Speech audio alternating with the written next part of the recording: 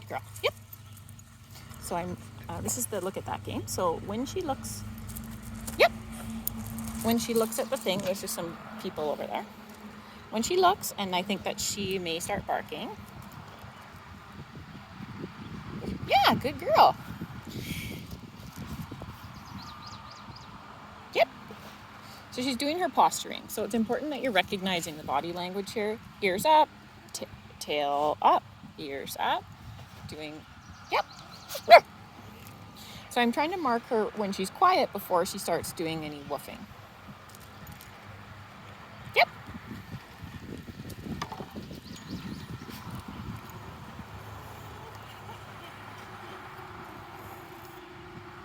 I don't want her just staring at me. I want her to be able to look at the thing that's bugging her. Yep. And then look back at me. Because that would be like a more natural, like a confident dog behavior. She's, you're tangled up here. She's not sure about stuff, so that's why she's barking at it. She's scared of new people, and she's pretty timid about kids. You're not getting food for jumping on me. So there you go. That's a nice sit. So there's people on both sides of us. There's some people playing over here, and there's some people swinging here. Yep. That was nice. So that's a nice quiet look, and then she turned back to me. I'm just feeding the other dog for being good.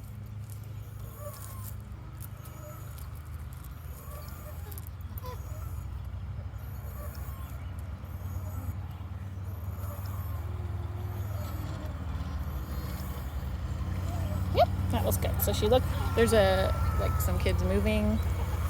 I know the movement's really hard for her, so new people entering the space is difficult, and then like running or fast movements are also difficult. Very nice. Good. You getting sleepy there, puppy?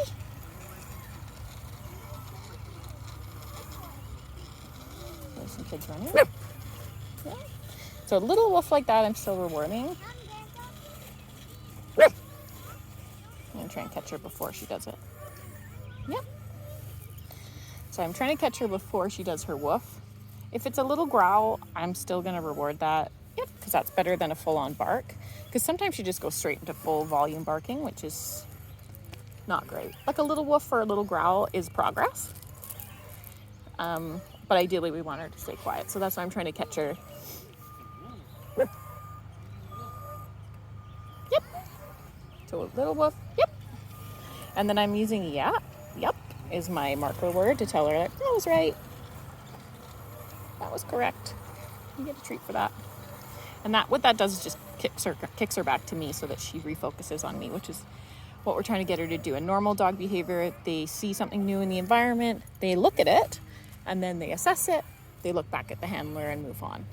So for a dog that's a little reactive or a little nervous, they look at the new thing in the environment and they can't look away, and it's freaking them out and they feel like they need to do something about it. Yep. So that's what we're trying to teach her to do, the more confident dog behavior, which is look and then return to handler calmly. So as opposed to a mistake that some people make is teaching the dog just to look at them and not look at what the thing is. So we do want her to observe and be comfortable seeing things, because that's how you make progress. She learns to comfortably observe things in the environment without reacting, instead of just focusing on you, and then if you lose her focus, she reacts, right? So we want her to be able to look without reacting. That's the goal. I'm just using tiny bits of treat here.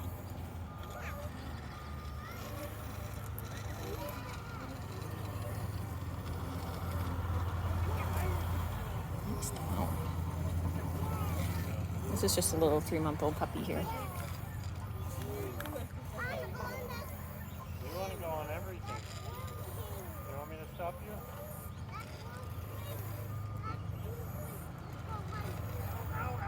Yeah, she's quite relaxed now. She's looking, but her body language has changed, right? Tail is down. Ears are much more relaxed. They're not flipped forward like that. So I can tell that she's relaxing and I don't need to feed her as often. Because the people have been here for a minute and they're still doing the same things they were doing, she's not freaked out because nothing is new. She got a chance to look at everything. Now, if someone bolts or someone runs, then I'm going to be ready to enter into the same exercise again. See, her ears changed because they're moving. Yep. Good job. She looked at them quietly. That's what I want. That's what I'm marking. Tail up again, ears up again. Yep. Good girl. She didn't respond to my yep, so I just added another word in there. Good girl. To get her to turn back to me to get her reward. No. So cursory woof. I'm just going to ignore that.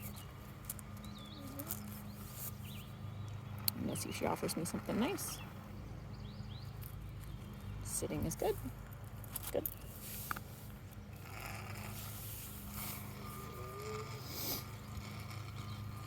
So you can definitely see she's very clear with her changes in body language. It's my daughter, so she's used to her. She's not going to bluff. See, tail is lower, ears are lower. She's very clear in her body language changes because her ears and her tail are very expressive. So it gives you enough time. She changes it first before she barks. So it gives you enough time to intervene or be ready to mark her for looking and get your food ready.